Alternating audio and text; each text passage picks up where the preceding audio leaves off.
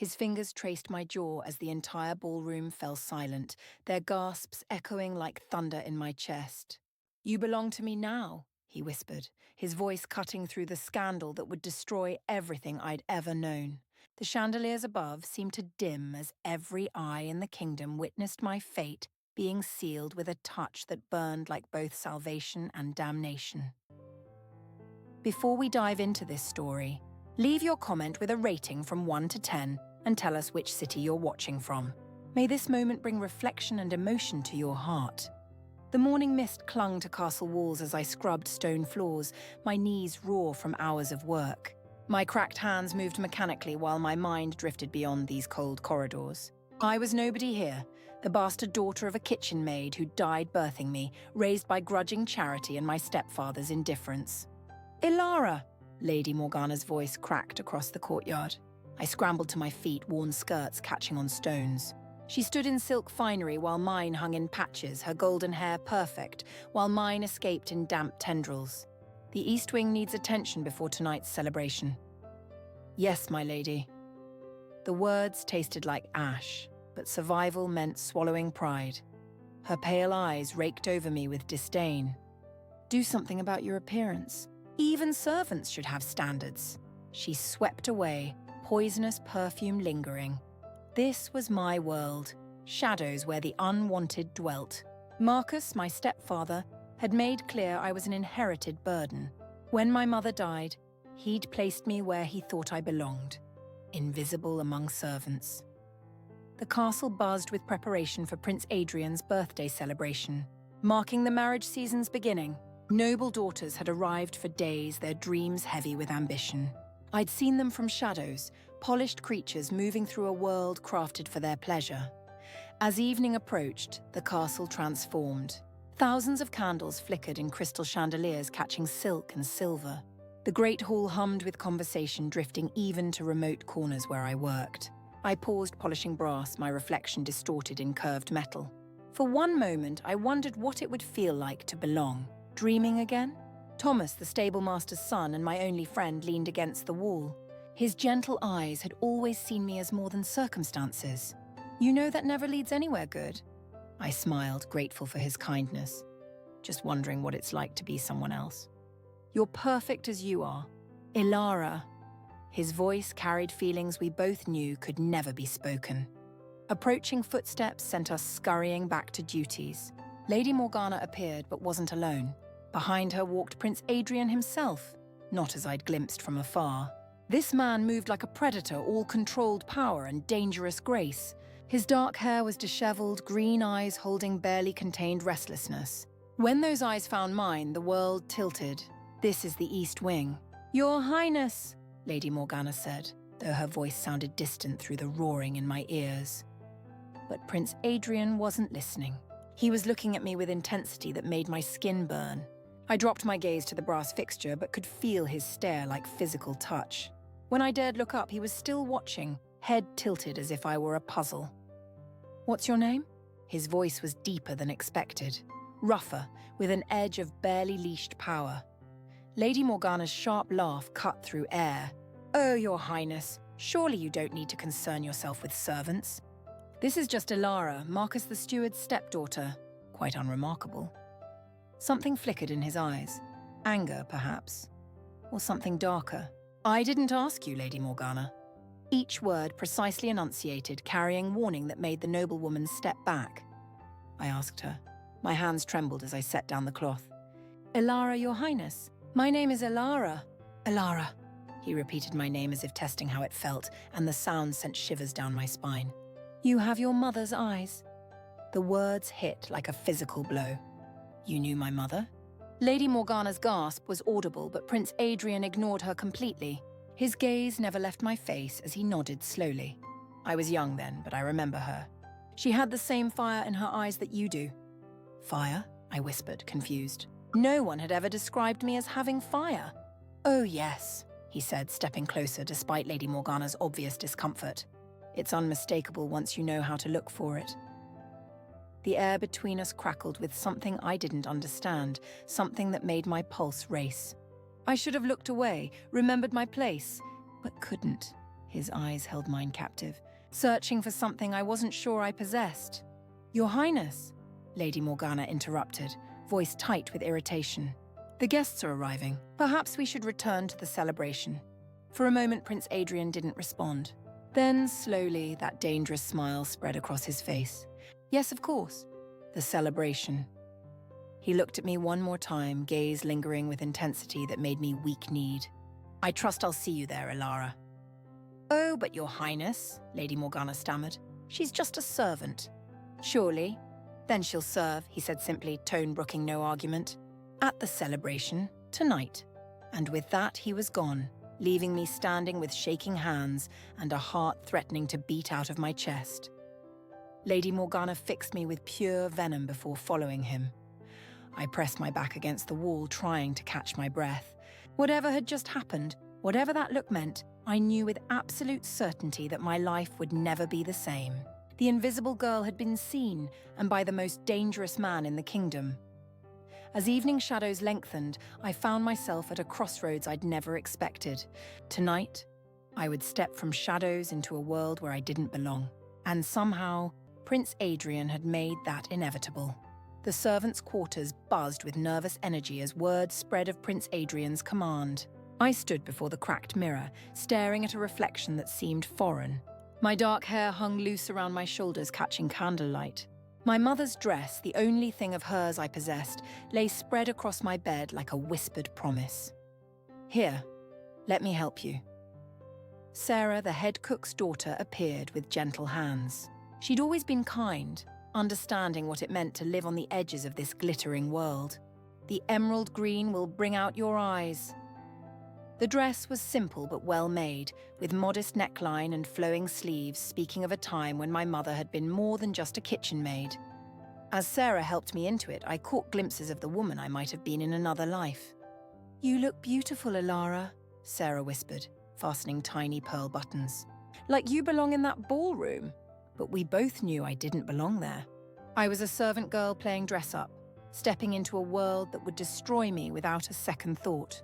Still, Prince Adrian's command echoed in my mind, along with the memory of how he'd looked at me, as if he could see something I couldn't see in myself.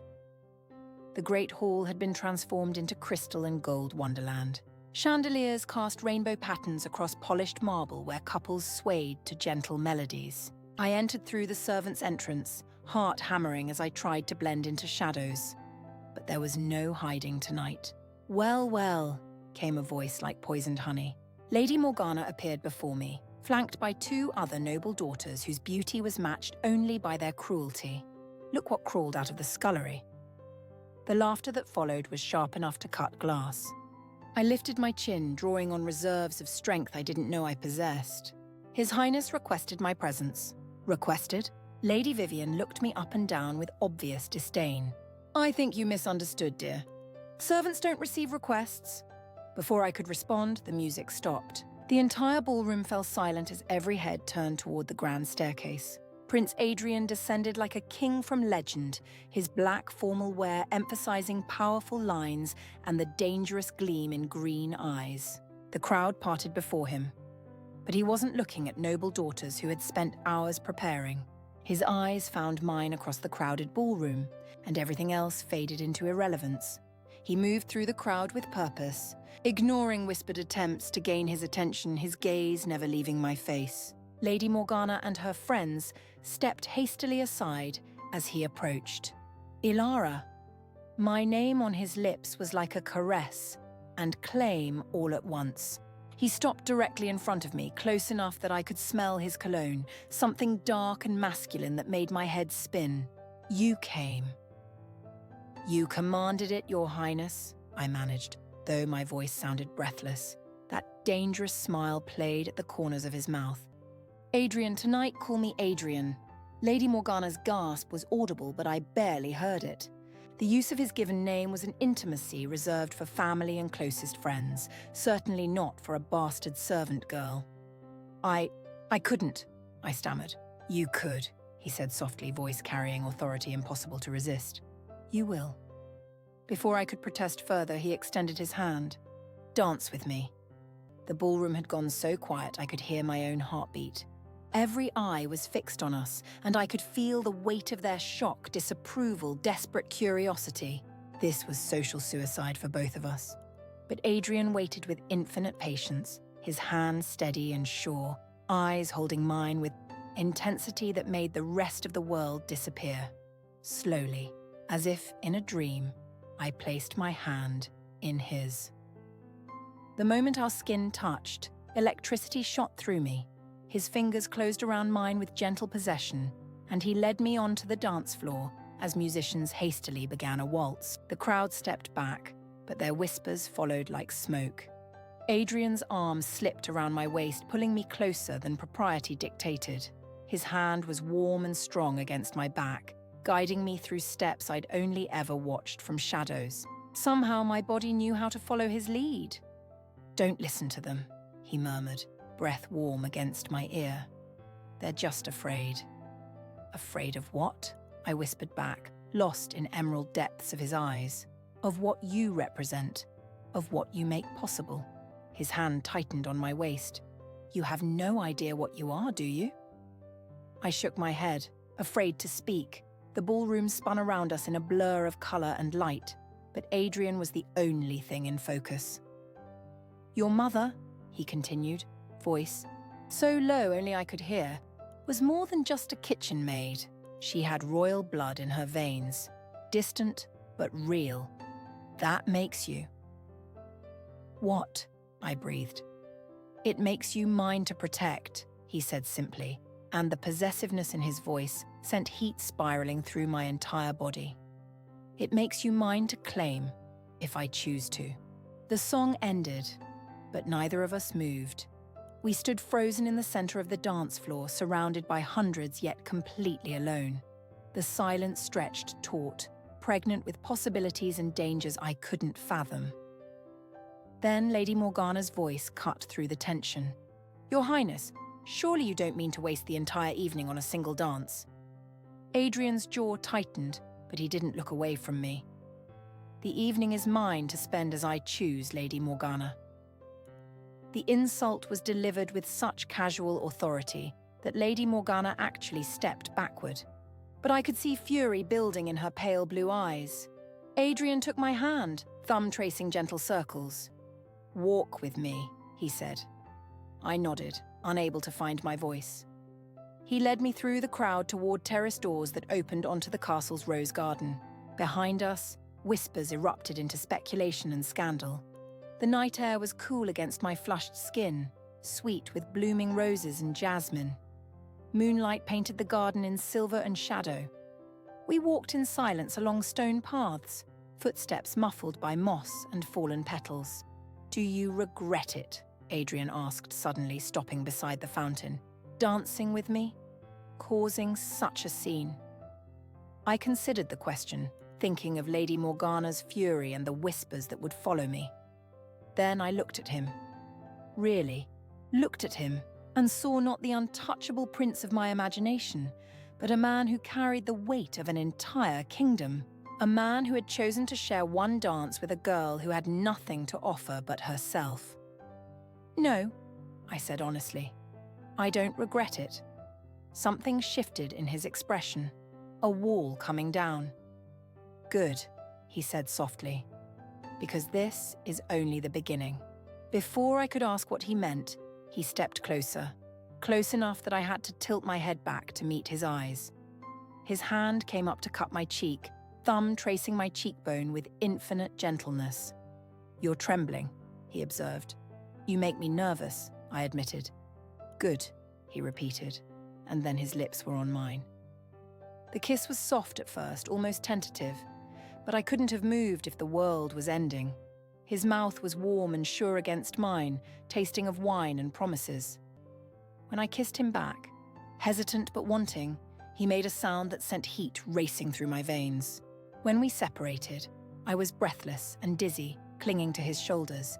He rested his forehead against mine, his breathing as unsteady as my own. "This changes everything," he whispered. I nodded, not trusting my voice. It did change everything. My life, my future, my very identity. The invisible girl was invisible no more, and there would be no going back to the shadows now. In the distance, I could hear the celebration continuing, a stark contrast to the intimate bubble we'd created. Tomorrow there would be consequences, but tonight, in Adrian's arms, I was exactly where I belonged. Dawn crept through my tiny window like an unwelcome intruder, dragging me from dreams that tasted of moonlight and forbidden kisses. For a blissful moment, I relived every second of the night before, the warmth of Adrian's hand in mine, the way he'd said my name like a prayer, his kiss in the rose garden. Then reality crashed over me like ice water. Angry voices echoed through the servants' quarters, growing louder. I recognized Lady Morgana's sharp tones, Marcus's voice tight with panic, and someone else whose authority made my blood run cold. I dressed quickly in my usual servant's garb, my mother's emerald dress carefully hidden away. My hands shook as I braided my hair, trying to erase evidence of transformation. But I couldn't erase the memory of how Adrian had looked at me. The voices were getting closer, and I could make out individual words that made my stomach clench with dread. Completely inappropriate. Scandal of the highest order. Consequences for such presumption. I opened my door as the group rounded the corner, and my heart sank. Lady Morgana led the procession like an avenging angel, her composure replaced by cold fury. Behind her walked Marcus, his face pale with worry about his position. And bringing up the rear was Lord Chancellor Blackwood, whose disapproval could destroy lives. "There she is," Lady Morgana announced with vicious satisfaction. "The little schemer who dared to seduce our prince." "I didn't," I began, but Lord Chancellor Blackwood's raised hand silenced me. "You will speak when spoken to, girl," he said in a voice that could have frozen hellfire. "Do you have any idea what you've done?" I lifted my chin, drawing on every scrap of courage. "I danced with Prince Adrian at his request, my lord. I committed no crime." Lady Morgana's laugh was like breaking glass. "Crime? Oh, my dear, naive child. You've committed an act of gross social transgression that threatens the very foundations of our society." "She's right," Marcus said heavily. "Ilara, what were you thinking? A bastard servant dancing with the crown prince as if you were his equal?" The words stung because there was a part of me that had dared to dream, for just one night, that I might be his equal. "The damage has already been done," Lord Chancellor Blackwood continued coldly. "By dawn, every noble family in the kingdom will know. They'll question his judgment, his fitness to rule. Which is why," Lady Morgana said with a smile that made my skin crawl, "we've come to a solution that will benefit everyone involved. So," I didn't like the sound of that. "You will be sent away," she continued, relishing every word. "Far from court, to a position that better suits your station. Lord Blackwood has arranged a position in the northern provinces. You'll leave today." "Today," the word escaped as barely more than a whisper. "But Prince Adrian doesn't know." "Prince Adrian will be informed that you've accepted a better position elsewhere," Lord Blackwood said dismissively. "He'll understand that last night was merely a momentary lapse in judgment." "A lapse that will not be repeated," Lady Morgana added. "You see, dear Ilara, men of Adrian's station often amuse themselves with pretty servants. It means nothing beyond momentary entertainment." Her words were calculated to wound, and they found their mark. Had I been that naive? Had I mistaken a powerful man's casual amusement for something deeper? The memory of Adrian's kiss seemed to burn on my lips, but doubt crept in like poison. I need to speak with him," I said desperately. "Absolutely not," Lord Blackwood snapped. "You've caused enough damage. Your presence would only complicate matters further." Marcus stepped forward. "Ilara, be reasonable. This is for the best. You'll have a good position, steady work, a chance to build a respectable life away from all this." "Away from Adrian," he meant. "The carriage is waiting," Lady Morgana said with satisfaction. "Your belongings have already been packed. We thought it best to handle everything quickly and quietly." I wanted to fight, every fibre of my being. Screamed at me to refuse, to demand my right to speak with Adrian. But I was just a servant girl, a bastard with no power. What choice did I really have? "May I at least write him a letter?" I asked, hating how small my voice sounded. "That would be most inappropriate," Lord Blackwood replied coldly. "Clean breaks are always best." So that was it. I was to disappear from Adrian's life as suddenly as I'd entered it, leaving him to believe that I'd simply taken a better position elsewhere. He would never know how I'd felt when he kissed me. The carriage ride north passed in a blur of countryside and churning emotions. I pressed my face to the small window, watching the castle disappear behind hills until it was nothing more than a distant memory. With every mile, I felt pieces of my heart breaking off and scattering. The estate where I was to work was grand but cold, all stone walls and narrow windows. Lord Blackwood's cousin, Lady Hartwell, was a stern woman in her 50s who made it clear from the moment I arrived that she expected absolute obedience and complete invisibility. "You're here because you were foolish enough to forget your place," she told me on my first day, her pale eyes boring into mine. "I've agreed to take you in as a favour to Lord Blackwood, but make no mistake. One wrong step, one hint of the presumption that got you into trouble, and you'll find yourself on the streets." I nodded mutely, too broken to argue. The rooms she showed me were in the attic, cramped and draughty, with a view of nothing but grey sky. It was a far cry from my little alcove at the castle. Days blended into weeks as I settled into my new life of invisibility. I scrubbed floors and tended fires, washed linens and served meals, all while trying to convince myself that this was for the best. That Adrian had probably forgotten me already. But late at night, when the house was quiet, I would touch my lips and remember. I would close my eyes and feel the warmth of his hands, hear the way he'd said my name. Those memories were all I had left of the girl who had danced with a prince. It was during one of these solitary evenings that the letter arrived. Lady Hartwell handed it to me with obvious reluctance. The paper was fine quality, sealed with wax. My hands trembled as I broke the seal and unfolded the single sheet. The handwriting was feminine and precise. "Ilara, you don't know me, but I know of you. I am Lady Catherine Ashford, and I was present at the celebration where you so thoroughly captivated our prince. I write from genuine concern, for I fear you may be harbouring illusions about that evening. Prince Adrian has always been known for his appetites. He enjoys the conquest of innocent girls, particularly those beneath his station who are easily impressed by royal attention.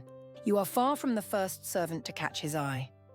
The prince has already moved on, I'm afraid. Just last week, he was seen paying similar attention to a young lady's maid from the Wessex estate. I write this only so that you might guard your heart against false hopes. Men like Prince Adrian live in a different world than we do, one where the feelings of servant girls matter very little. With sincere regards, Lady Catherine Ashford." I read the letter 3 times before it finally sank in, each word a dagger twisting deeper into my chest. Adrian had moved on. Of course he had. What had I expected? That a prince would pine away for a bastard servant girl? I was a fool. A naive, romantic fool who had mistaken practiced seduction for genuine feeling. Lady Catherine was right. I was probably just one in a long line of servant girls who had fallen for Adrian's charms. That night, I cried until I had no tears left. I grieved not just for the loss of Adrian, but for the loss of the girl I'd been that night. The girl who had felt beautiful and wanted and special. She was gone now, replaced by someone harder and more realistic. The next morning, I burned the letter and my mother's emerald dress together, watching the flames consume the last remnants of my impossible dreams. If I was to survive in this new life, I had to let go of the past completely. But even as I tried to convince myself that I was better off without those dangerous illusions, a small voice in the back of my mind whispered that something about Lady Catherine's letter didn't feel right. The details were too precise, the concern too perfectly calculated to cause maximum pain. I silenced that voice ruthlessly. Hope was a luxury I could no longer afford. 3 months had passed since I'd arrived at Hartwell Manor, and I'd almost convinced myself that the ache in my chest was finally beginning to fade. The routine had become armor. Wake before dawn, tend fires, serve breakfast, clean, serve lunch, clean more, serve dinner, collapse exhausted. It was grey but safe, free from dangerous temptations of hoping for more, which is why the second letter came as such a shock. Lady Hartwell handed it to me with the same pinched expression, as if my correspondence was contaminating her household. This envelope was different. Heavier paper, different seal, handwriting that made my heart stutter in recognition. I waited until I was alone in my attic room before breaking the seal. The letter was brief, written in bold strokes that spoke of barely controlled urgency. Elara, I've been searching for you for 3 months. 3 months of dead ends and careful inquiries and growing desperation. They told me you'd taken a position elsewhere, but they wouldn't tell me where. It's taken every favor I'm owed and more than a few threats to finally discover your location. I need you to know that what happened between us was not some casual entertainment. Whatever you've been told, whatever poison has been whispered in your ear to make you doubt it, I need you to understand that you matter to me. You have always mattered. I'm coming for you. Soon. Be ready. Adrian. I read the letter so many times the paper began to wear thin. Adrian was coming for me. He'd been searching for me. The emotions that crashed over me were so intense I had to sit on my narrow bed to keep from falling. Relief, joy, terror, and something deeper that I'd been trying to suppress for months. Love. Because that's what it was, what it had been from the moment he'd first said my name. But even as my heart soared, doubt crept in. Lady Catherine's letter had been so convincing, so detailed in its casual cruelty. Could she have been lying? And if so, why? I hid Adrian's letter beneath my mattress, but its words burned in my mind as I went about my duties. Be ready, he'd written. Ready for what? To run away with him? The very thought terrified and thrilled me. Days passed with no further word, and I began to wonder if the letter had been some kind of fever dream. But then, on a Thursday evening when autumn rain drummed against windows, everything changed. I was in the kitchen, finishing the last of the dinner cleanup, when I heard horses in the courtyard. Not unusual in itself, Lady Hartwell often had evening callers, but something about the sound made me pause. These horses were breathing hard as if they'd been ridden fast and far. Through the kitchen window I caught a glimpse of dark figures dismounting, their cloaks dripping with rain and purpose. Moments later, the kitchen door burst open, and my world tilted completely off its axis. Adrian stood in the doorway like an avenging angel, rain streaming from his dark hair and cloak. His eyes found mine immediately, and the relief that crossed his face was so profound it nearly brought me to my knees. Behind him stood 2 men whose bearing marked them as guards. Elara, he breathed. And then he was across the room in 3 swift strides, his hands framing my face as if he needed to convince himself I was real. God, I thought I'd lost you forever. Adrian, I whispered, my hands coming up to cover his where they rested on my cheeks. You shouldn't be here. If Lady Hartwell sees you, let her see, he said fiercely. Let the whole world see. I'm done hiding what you mean to me. Before I could respond, footsteps echoed in the corridor. Lady Hartwell's voice carried through the door, sharp with offended authority. I don't care who you claim to be. You cannot simply burst into my home and demand. The kitchen door opened again, and Lady Hartwell herself appeared, flanked by 2 of her own servants. She took one look at Adrian's hands on my face, and her expression shifted from outrage to something far more dangerous.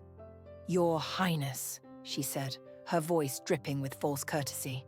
What an unexpected honor, though I must say your methods of visitation are rather unorthodox. Adrian's hands dropped from my face, but he moved to stand protectively in front of me. Lady Hartwell, I've come to collect something that belongs to me. Belongs to you? Her pale eyes flicked to me with venomous understanding. I'm afraid I don't understand. All of my servants are here of their own free will. Are they? Adrian's voice carried an edge that could have cut steel. Because I have it on excellent authority that this particular servant was sent here against her wishes, as part of a scheme to separate her from court. Lady Hartwell's composure cracked slightly. I'm sure I don't know what you mean. The girl came here seeking employment, nothing more. The girl, Adrian said with deadly quiet, has a name. And she's leaving with me tonight. I stepped out from behind him, my heart pounding, but my voice steady. It's true. I never chose to come here. I was told I had no choice. How dare you? Lady Hartwell hissed, her mask finally slipping completely. You ungrateful little wretch. After everything I've done for you, given you shelter and honest work when you were nothing but a discarded. Enough. Adrian's single word silenced her mid-sentence. Ilara, gather your things. We're leaving. But the scandal, I protested weakly, though every fibre of my being screamed at me to run with him into the night. My reputation can burn, he said simply. The only thing that matters is you. As I hurried to my room to collect my meager belongings, my hands shaking with nervous energy, I could hear the tense conversation continuing below. But Adrian's responses were calm and implacable, carrying the authority of a man who had finally decided to stop playing by other people's rules. When I returned to the kitchen with my small bundle of possessions, Adrian was waiting by the door. The rain had stopped, and moonlight streamed through the windows to illuminate his face. He looked like a man who had found something precious he'd thought was lost forever. Are you sure? I asked him, one last moment of doubt making me hesitate. Once we leave here together, there's no going back. The whole kingdom will know. They'll say whatever they want to say, he interrupted gently. They always do. But I've spent 3 months without you, Ilara. And I can't spend another day wondering if you're safe, if you're happy, if you remember me at all. I remember everything, I whispered. Every word, every touch, every moment. I tried to forget, but I couldn't. Something fierce and possessive flashed in his eyes. Good, he said, because I never intended to let you forget. I just had to find you first. We rode through the night, Adrian's arms around me as I sat before him on his horse, the rhythm of hoofbeats marking our escape from the grey prison of my exile. I should have been terrified of what the morning would bring, but instead I felt more alive than I had in months.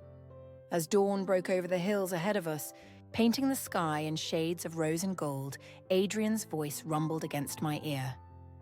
There's something you need to know, Ilara, about why they were so desperate to separate us. About why Lady Morgana and Lord Blackwood went to such lengths to make you disappear. I turned in the saddle to look at him, and what I saw in his face made my breath catch. There was determination there, yes, but also something that looked almost like guilt. What is it? I asked, though part of me wasn't sure I wanted to know. Your mother, he said quietly.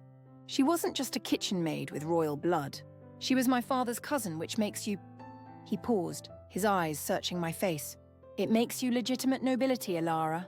Not a bastard at all, but a true-born daughter of the House of Ashford. The world seemed to tilt around me. That's impossible. If that were true, then why was I raised as a servant? Why did no one ever tell me? Because powerful people wanted it hidden, Adrian said grimly. Your stepfather was paid well to keep the secret, to make sure you grew up believing you were nothing more than a bastard servant. As long as you didn't know who you really were, you couldn't claim your rightful place or threaten the carefully arranged balance of power at court. But you knew. The betrayal in my voice was unmistakable. You knew who I was when you danced with me. I suspected, he admitted. You looked so much like your mother, and there were records. Documents that certain people thought had been destroyed. I spent weeks after you disappeared tracking down the truth, gathering proof. I stared at him, my mind reeling with the implications. If what he was saying was true, then everything I'd believed about myself, about my place in the world, had been a lie. I wasn't the bastard daughter of a forgotten kitchen maid. I was Lady Ilara Ashford, cousin to the crown, legitimate nobility in my own right. Why tell me now? I asked. Because, Adrian said, his arms tightening around me, I want to marry you. And I want the whole kingdom to know exactly who you are when I do. The words hit me like lightning, electric and transformative and completely overwhelming. Marriage to Adrian, Not as a bastard servant elevated beyond her station, but as an equal, a woman worthy of standing beside a future king. The others won't accept it, I said breathlessly. Lady Morgana, Lord Blackwood, all the noble families who've been planning their daughters' futures around you. They'll fight this with everything they have. Let them fight, Adrian said with grim satisfaction. Let them rage and scheme and plot. It won't change anything. You're mine, Elara Ashford, and I'm yours. Everything else is just noise. As we crested the hill that would bring us within sight of the capital, I felt the last pieces of my old life falling away like a discarded skin.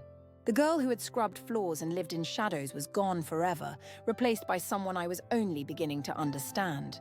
But with Adrian's arms around me and the truth finally burning bright between us, I was ready to discover exactly who Lady Elara Ashford was meant to be. The real battle was just beginning. The capital city spread before us like a jeweled tapestry, its spires catching morning light in ways that made my chest tight with memory. 3 months ago, I had left this place as a broken-hearted servant girl. Now I was returning as Lady Elara Ashford, rightful nobility and, if Adrian's declaration was to be believed, the future princess consort of the realm. The transformation should have felt triumphant. Instead, terror crept up my spine as we approached the castle gates. They already know we're coming, Adrian murmured in my ear, his voice tight with tension. Look at the walls. I followed his gaze to see figures lining the battlements, their attention focused entirely on our approaching party. Word of his midnight rescue mission had clearly preceded us, which meant by now every noble in the castle would be aware that Prince Adrian had personally retrieved the servant girl they'd worked so hard to eliminate. What's the plan? I asked, proud that my voice remained steady despite the churning in my stomach. The truth, Adrian said simply. All of it. Your lineage, your legitimacy, and my intentions regarding our future. No more shadows, no more secrets. As we passed through the castle gates, I caught sight of familiar faces among the assembled crowd. Some looked curious, others shocked, but most wore expressions of barely concealed hostility. News of my supposed fall from grace had clearly been the subject of extensive gossip during my absence. We dismounted in the main courtyard, Adrian's hands steady on my waist as he helped me down. The simple gesture sent whispers rippling through the watching crowd. A prince did not touch a servant so tenderly, but he was no longer treating me as a servant. Your Highness? The voice belonged to Lord Chancellor Blackwood, who appeared as if summoned by dark magic, his pale eyes fixed on me with undisguised fury. How good to see you return safely from your travels. Lord Blackwood, Adrian replied coolly. I trust my absence was properly managed? Of course, Your Highness, though I confess surprise at your travelling companion. His gaze raked over me with disdain. I was under the impression that the girl had found suitable employment elsewhere. She had, Adrian said with dangerous quiet. Employment that was arranged without her consent and without my knowledge. An oversight I've now corrected. Your Highness, Lord Blackwood said carefully, perhaps we might discuss this matter privately. I'm sure there are misunderstandings. That could be easily clarified. Actually, Adrian said, his voice carrying clearly across the courtyard, I think it's time for complete clarity. Summon the full court. There are announcements to be made. Lord Blackwood's face went pale. Your Highness, surely such a dramatic presentation isn't necessary. If you'll simply allow me to explain the circumstances that led to the girl's reassignment. Lady Elara's reassignment, Adrian corrected sharply. And yes, I'd very much like to hear your explanation. In front of the entire court. The use of my title sent another wave of whispers through the crowd, but Lord Blackwood looked as if he'd been struck by lightning. Your Highness, he said carefully, I'm not sure what you've been told, but the girl is not the daughter of Lord Marcus Ashford and Lady Sophia Ashford, née Valdris. Adrian's voice cut through the morning air like a blade. Legitimate heir to the Ashford estate and cousin to the crown through her mother's lineage? Because I have the documentation to prove otherwise. The silence that followed was so complete I could hear my own heartbeat. Lord Blackwood's face had gone from pale to grey, and I could see the calculations running behind his eyes as he tried to determine how much Adrian actually knew. "The Great Hall," Adrian continued calmly. "1 hour. I want every noble family currently in residence assembled to hear what I have to say." As the crowd began to disperse, buzzing with speculation and shock, Adrian took my arm and guided me toward the castle entrance. But we'd barely taken 3 steps when a familiar voice stopped us cold. "Well, well, look what the cat dragged in." Lady Morgana emerged from the shadows like an avenging angel, her usual perfect composure intact, despite the obvious fury burning in her pale blue eyes. She looked exactly as I remembered, beautiful, elegant, and utterly ruthless. "Lady Morgana," Adrian said with cold courtesy, "I trust you've been well in my absence?"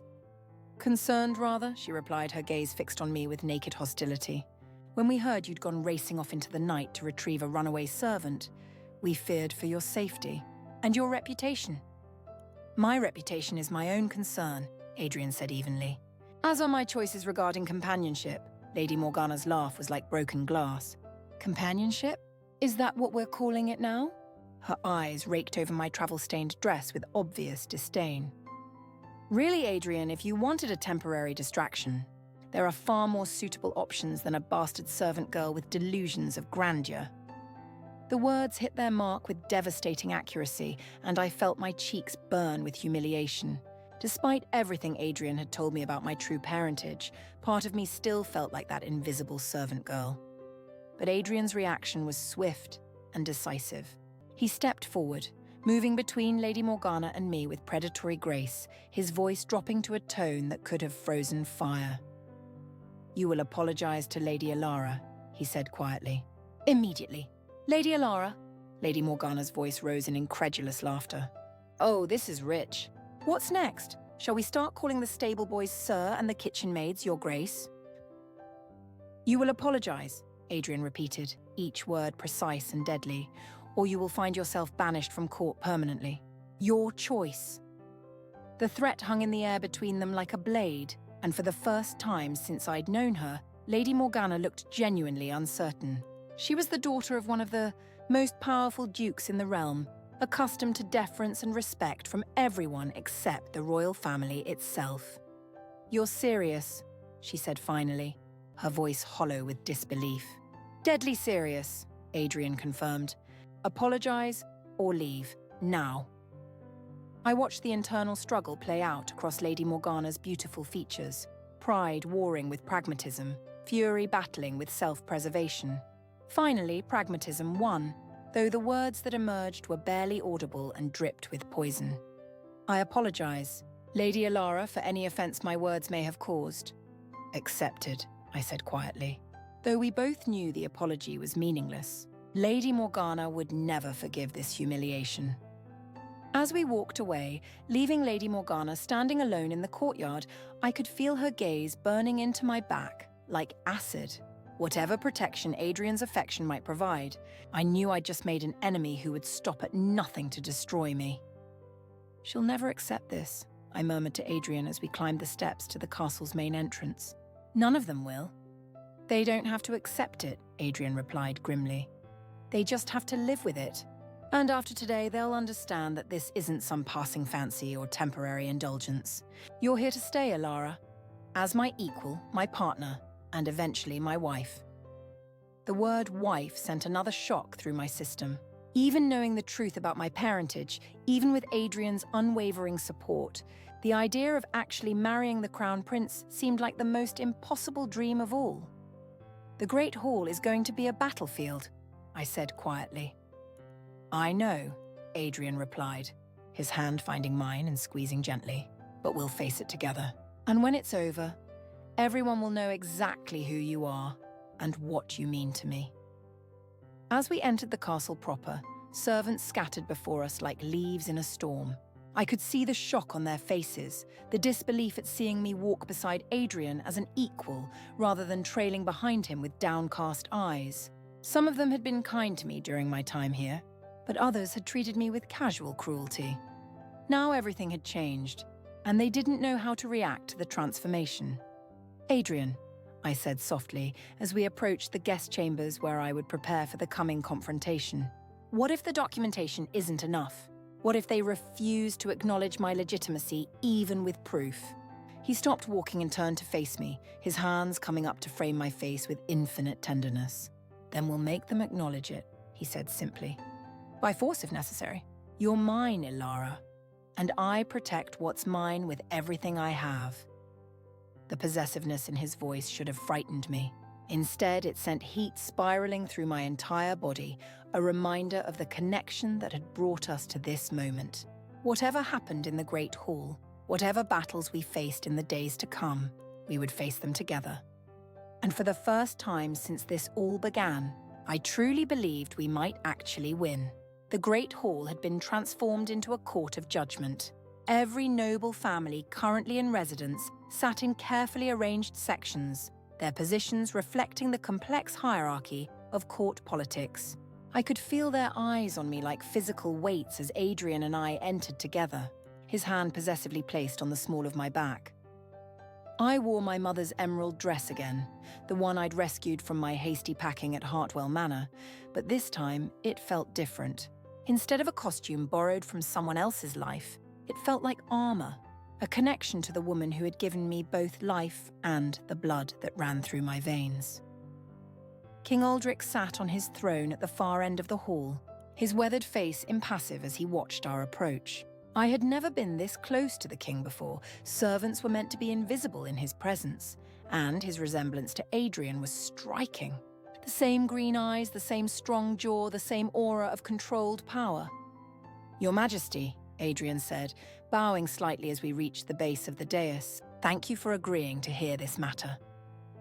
"I confess myself curious, my son," King Aldrich replied, his voice carrying easily through the silent hall.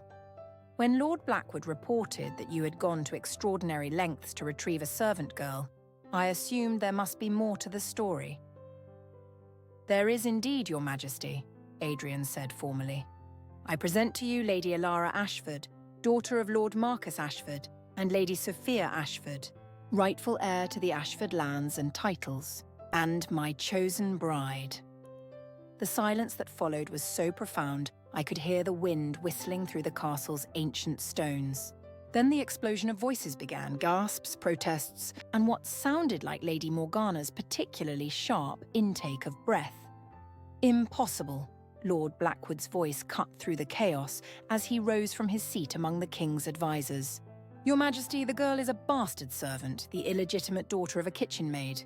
I have documentation proving her lack of noble birth."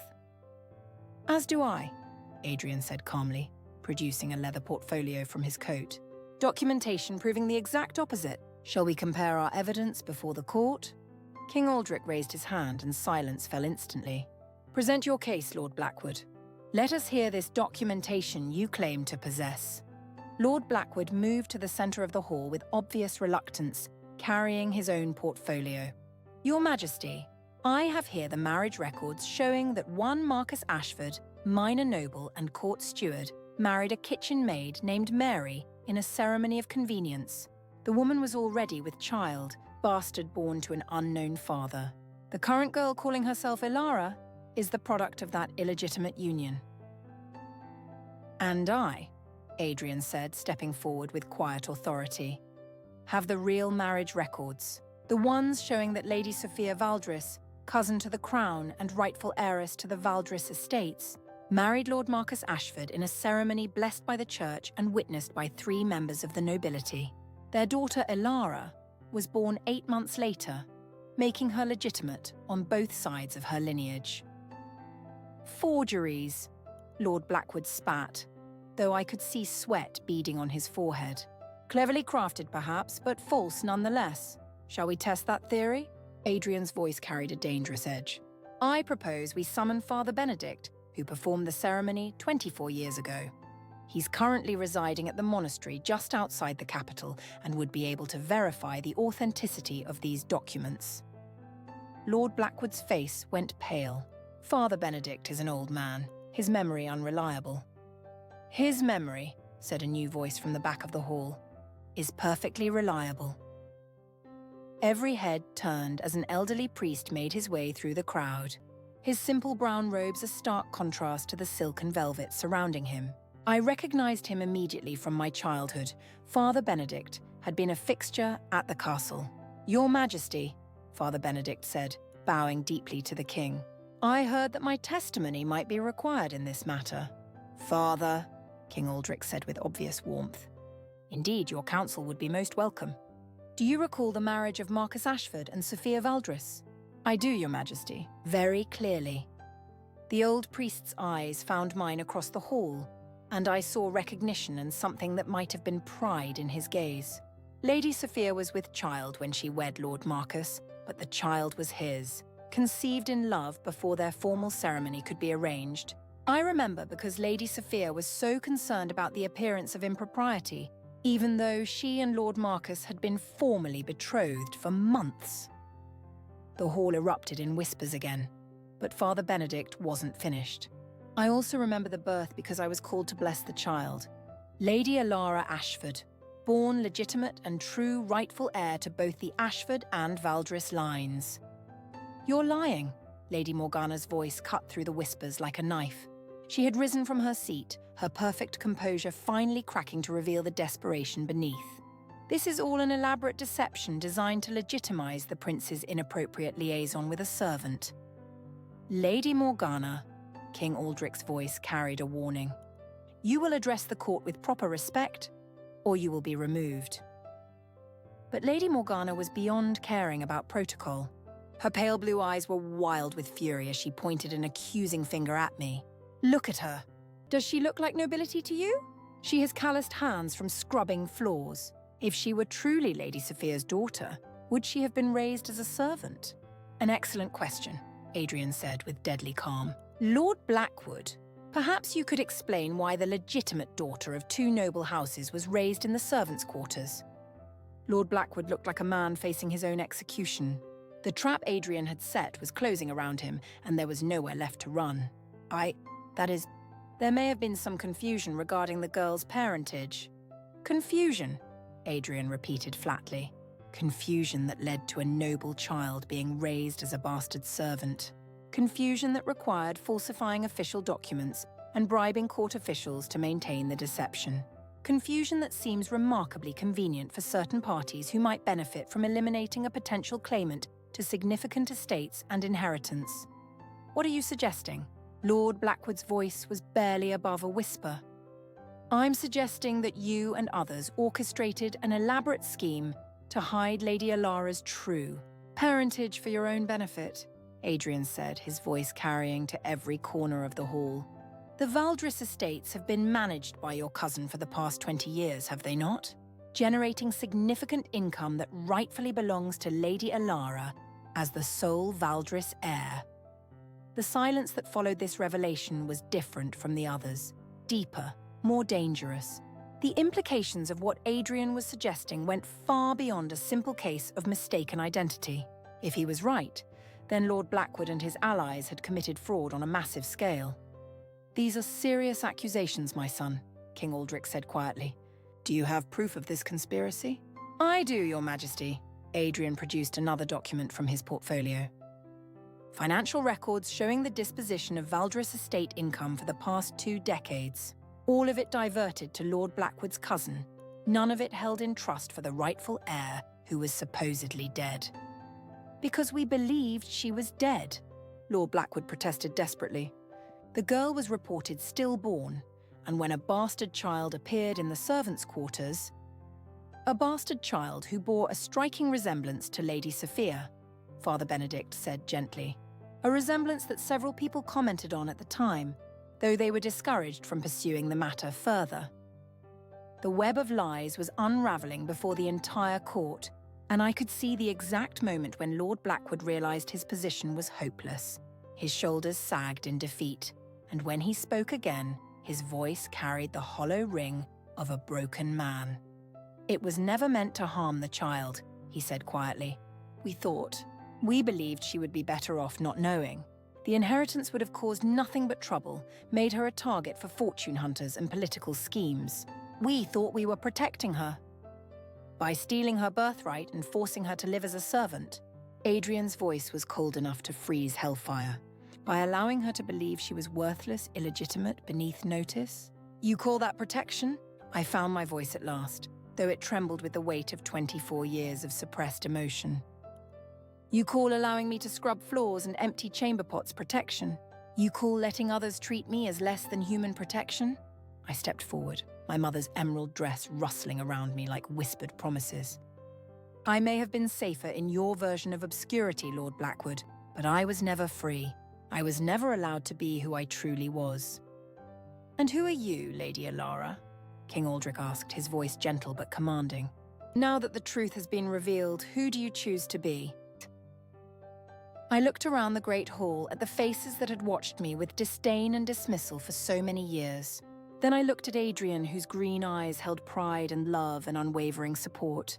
Finally, I looked at the king himself, seeing in his weathered features the same strength I was only now discovering in myself. I am Lady Alara Ashford, I said, my voice growing stronger with each word. Daughter of Marcus and Sophia, heir to 2 noble houses, and the woman Prince Adrian has chosen as his bride. I am no longer invisible, no longer forgotten, and I will never again allow anyone to tell me I am less than I truly am. The silence that followed was profound, pregnant with the weight of transformation. When King Aldrich rose from his throne, every person in the hall held their breath. Then it is settled, he said formally. We welcome Lady Alara Ashford back to her rightful place among the nobility of this realm. Lord Blackwood, you will surrender all documents and assets related to the Voldris inheritance immediately. The estates will be restored to their rightful owner. And the engagement? Lady Morgana's voice was barely audible, but it carried clearly in the silent hall. King Aldrich looked at Adrian, then at me, his expression unreadable. That, he said finally, will be announced at the appropriate time. For now, let us simply celebrate the return of a lost daughter to her rightful place. As the court erupted in a cacophony of voices, some celebrating, others protesting, most simply trying to process the dramatic reversal they'd just witnessed. Adrian took my hand in his and raised it to his lips. How does it feel, he murmured against my knuckles, to finally be free? I looked around the hall one more time, seeing it now not as a servant observing from the shadows, but as Lady Alara Ashford, rightful member of the nobility and future princess consort. The fear was still there, along with uncertainty about what the future would hold. But underneath it all was something I'd never felt before, a bone-deep certainty that I belonged here, that this was where I was meant to be. Like coming home? I whispered back, and knew with absolute conviction that it was true. 6 months later, the royal chapel had been transformed into something from a fairy tale. Its ancient stone walls adorned with cascades of white roses and emerald silk that caught the morning light like captured starlight. As I stood in the antechamber staring at my reflection in the mirror, I could barely recognize the woman looking back at me. My wedding dress had belonged to my mother, a masterpiece of ivory silk and Valdris lace that Mrs. Hartwell had preserved with religious devotion. The emerald necklace rested at my throat like a promise, and my dark hair was crowned with a circlet of diamonds that had been in the royal collection for 3 centuries. I looked every inch the princess I was about to become. You're trembling, Mrs. Hartwell observed gently as she made final adjustments to my veil. That's natural, my dear. Every bride feels nervous on her wedding day. But this wasn't just nervousness. It was the weight of an entire kingdom's attention. The knowledge that hundreds of people were gathering in the chapel to witness what many considered the scandal of the century. The guests are arriving, Sarah reported from her position by the window. She'd been given the honor of serving as my lady's maid for the day. I can see carriages from every major house in the kingdom. Including Lady Morgana's family? I asked, though I dreaded the answer. Especially Lady Morgana's family, Sarah confirmed grimly. She's wearing black, by the way. Mourning clothes as if someone had died. I supposed in a way someone had. The Lady Morgana who had expected to marry Adrian and become the future queen was gone forever. She'll cause trouble, I said quietly. Let her try. came a familiar voice from the doorway. Adrian stood there in his formal dress uniform, looking like every fairy tale prince who had ever rescued a princess from obscurity. His green eyes found mine in the mirror, and the love I saw there still had the power to stop my breath. "You're not supposed to see me before the ceremony," I protested weakly. "I needed to make sure you hadn't changed your mind," he said, stepping into the room despite Mrs. Hartwell's disapproving cluck. "There's still time, Elara. If you want to run, I'll help you. We could be halfway to the border before anyone realized we were gone." For a moment I was tempted. The thought of escaping all the politics and expectations, of finding some quiet place where we could just be Adrian and Elara without all the titles and responsibilities, was almost overwhelming. But then I thought of my mother's diary, of the nursery she'd prepared with such love, of all the people who had suffered because of Lord Blackwood's schemes. "I'm not running," I said firmly. "This is where I belong, and this is what I choose." He smiled then, the expression transforming his face with relief and pride. "There's my warrior princess," he murmured, crossing to me and taking my hands in his. "Are you ready to face the lion's den?" Before I could answer, the chapel bells began to ring, their music echoing across the capital city to announce that the most controversial royal wedding in a generation was about to begin. The procession to the chapel felt like a dream wrapped in crystal clarity. Every face in the crowd was etched in perfect detail, from the servants who watched with tears of joy to the nobles whose expressions ranged from grudging acceptance to barely concealed hostility. But the one face that mattered most was waiting for me at the altar, Adrian steady and sure, his eyes never leaving mine. King Aldrich himself performed the ceremony, his weathered hands steady as he conducted the ancient ritual that would bind Adrian and me together in the eyes of God and the kingdom. When the time came for vows, Adrian's voice rang clear and strong through the chapel. "I, Adrian, take you, Elara, not just as my wife, but as my equal partner in all things. I promise to stand with you against all opposition, to value your counsel above all others, and to love you not for what you bring to the crown, but for who you are in your heart." My own vows were simpler but no less heartfelt. "I, Elara, take you, Adrian, as my husband and my king. I promise to stand beside you in ruling this kingdom with wisdom and compassion, to never forget where I came from or the people I serve, and to love you with everything I am for all the days of my life." When Adrian slipped the wedding ring onto my finger, a band of emeralds and diamonds that had belonged to his grandmother, I felt the weight of a crown settling on my head, even though the actual coronation wouldn't come until later. This was the moment I truly became Princess Elara, future queen of the realm. The reception in the Great Hall was a masterclass in political theatre. I moved through the receiving line with practiced grace, accepting congratulations from people who had dismissed me as invisible just months before. Some seemed genuinely pleased by the match, particularly the younger nobles who saw it as a romantic triumph of love over convention. Others offered their good wishes with all the enthusiasm of someone congratulating a victim on their upcoming execution. "Your Highness," Lady Morgana said when her turn came, her curtsy technically perfect, but her smile sharp enough to cut glass. "What a surprising day this has been." "Indeed," I replied evenly, having learned not to let her provocations show on my face. "Thank you for coming to celebrate with us." "Oh, I wouldn't have missed it," she said, her pale blue eyes glittering with something that might have been madness. "After all, it's not every day we witness history in the making." The insult was delivered with such practiced subtlety that most observers would have missed it entirely. But Adrian didn't miss it, and his hand tightened on my waist in warning. I placed my own hand over his, a silent message that I could handle this myself. "Actually," I said with perfect composure, "I believe the first serving girl to marry royalty was Queen Isabella II, though of course that was several centuries ago. History does have a way of repeating itself, doesn't it?" Lady Morgana's smile faltered slightly. Queen Isabella had been one of the most beloved rulers in the kingdom's history, and comparing myself to her was both audacious and historically accurate. "How? Clever of you to remember that," Lady Morgana said through gritted teeth. I find history fascinating, I replied sweetly, particularly the stories of strong women who refuse to let others define their worth. The exchange was interrupted by the arrival of King Aldrich, who approached with a slight smile that suggested he'd overheard at least part of our conversation. "Lady Morgana," he said pleasantly, "I trust you're enjoying the celebration."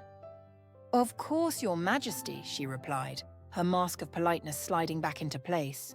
"It's a most memorable occasion." "Indeed it is," the king agreed. "The first time in 3 generations that our kingdom has had a crown princess with direct ties to the people rather than just the nobility. I expect it will prove quite beneficial in the years to come." The political implications of his words weren't lost on anyone within earshot. King Aldrich wasn't just supporting my marriage to his son, he was positioning it as a strategic advantage that would strengthen the crown's connection to the common people. As the evening wore on, I found myself studying the faces around me, trying to identify allies and enemies in the complex web of court politics. Some patterns were obvious. The older, more conservative families tended to view my elevation with suspicion, while the younger nobles seemed more accepting of change. "You're learning," Adrian murmured in my ear during a brief lull in the festivities. "I can see you cataloguing everyone's reactions." "Is it that obvious?" I asked, embarrassed to be caught analysing our wedding guests like chess pieces. "Only to me," he assured me with a smile. "And it's exactly what you should be doing. Understanding the political landscape is crucial for what comes next." "What does come next?" I asked, suddenly overwhelmed by the magnitude of my new responsibilities. "We build alliances," Adrian said simply. "We prove to the kingdom that their future queen is someone they can trust and respect, and we prepare for the challenges that will inevitably come." As if summoned by his words, a commotion near the entrance to the hall drew our attention. A messenger had arrived, travel-stained and clearly bearing urgent news. He approached the dais where we sat with obvious reluctance. "Your Majesties," he said, bowing deeply, "I bring word from the northern provinces. There have been disturbances. Some of the lords are questioning the legitimacy of the recent revelations about Her Highness's parentage." The hall fell silent as the implications sank in. Our enemies weren't content to simply accept defeat. They were actively working to undermine the very foundations of my claim to legitimacy. "What kind of disturbances?" King Aldrich asked sharply. "Refusal to acknowledge royal decrees, my lord. Claims that the documentation proving Princess Ilara's parentage was forged. Some are even suggesting that the marriage itself is invalid." The silence that followed was profound and dangerous. This wasn't just political opposition. It was the beginning of what could become civil war, if left unchecked. Adrian rose from his chair, his hand finding mine and pulling me up beside him. "Then it seems our honeymoon will have to wait," he said grimly. "We have a kingdom to save." As I looked out over the assembled nobles, seeing fear and calculation and opportunity warring in their faces, I realized that my real education as a princess was about to begin. The fairy tale wedding was over, and the harsh realities of ruling had arrived right on schedule. But I was ready for the fight. After all, I'd spent my entire life preparing for battles I didn't even know were coming. This time at least I knew exactly who I was fighting for.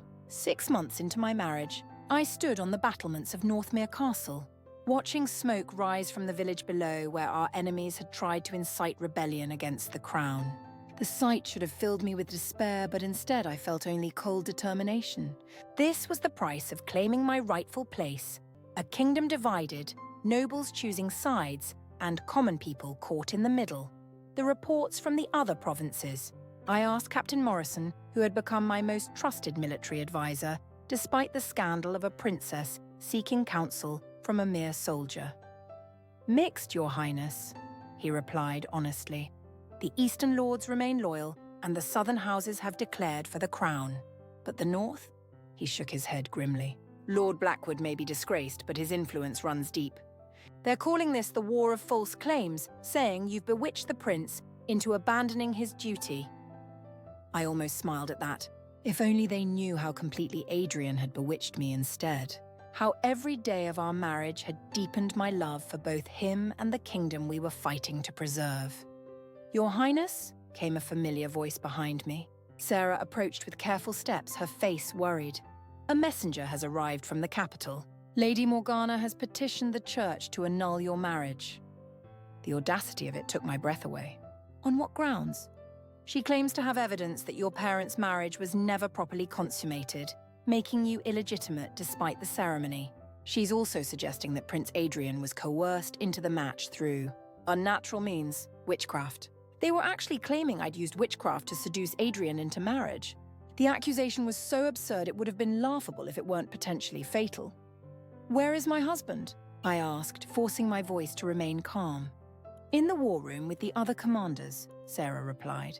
"But Your Highness, perhaps you should know, there are rumors that some of his own advisors are suggesting he consider the annulment for the good of the kingdom." The betrayal cut deeper than any physical wound. To think that after everything we'd been through, people Adrian trusted were still trying to convince him I was a liability rather than an asset made my chest tight with fury. I found Adrian bent over a map table, his dark hair falling across his forehead as he studied troop movements and supply lines. The sight of him still made my heart race, even after months of marriage, even in the midst of a crisis that threatened everything we'd built together. "Gentlemen," I said as I entered the room, "I need to speak with my husband privately." The assembled commanders looked uncertain, clearly uncomfortable with the idea of leaving their prince alone with the woman some of them probably considered the source of all their current troubles. But Adrian's sharp nod sent them filing out without protest. "You've heard about Lady Morgana's petition," he said without looking up from the map. It wasn't a question. "I have. Are you considering it?" Now he did look up, and the pain in his green eyes made my breath catch. "My advisors think it might be the only way to end this conflict without massive bloodshed. If we annul the marriage, the rebel lords would have no grounds for their rebellion." "And you believe that?" I asked, stepping closer to the table that suddenly felt like a chasm between us. "I believe," Adrian said carefully, "that I would rather lose you than watch you die in a war that's being fought over your right to exist." The words hit me like physical blows. "So you're willing to sacrifice our marriage to appease people who will never accept me regardless? Do you really think Lady Morgana and her allies will simply fade into the background if you cast me aside? If it saves your life, it won't save anything." I slammed my hand down on the map table, scattering the carefully placed markers that represented thousands of soldiers' lives. "Don't you see? This isn't really about our marriage, Adrian. It's about power, about control, about maintaining a system that keeps people like me in their proper place." "Then what do you suggest?" he asked, his voice raw with exhaustion and frustration. "We're outnumbered in the north, supplies are running low, and every day we delay gives our enemies more time to consolidate their forces." I stared down at the map, seeing not just military positions but the lives of ordinary people caught in the crossfire of noble ambitions. Farmers whose crops had been burned, merchants whose trade routes had been disrupted, children who went to bed hungry because their parents couldn't afford food in a kingdom at war with itself. "We end this," I said quietly. "Not by surrendering to their demands, but by proving once and for all that their claims have no merit." "And how?" I looked up at him, seeing my own determination reflected in his eyes. "Trial by combat. Single combat between their champion and ours. Winner takes all. It's an ancient right, but still legally binding." Adrian stared at me as if I'd suggested we dance naked in the courtyard. "Lara, that's madness. They'll choose someone specifically trained to kill. Someone who will face me in the circle," I finished calmly. The silence that followed was so complete, I could hear my own heartbeat. When Adrian finally spoke, his voice was barely above a whisper. "Absolutely not. It's the only way," I insisted. "A trial by combat to determine the legitimacy of our marriage and my right to the title. Ancient law, unassailable precedent. Even the church would have to accept the outcome."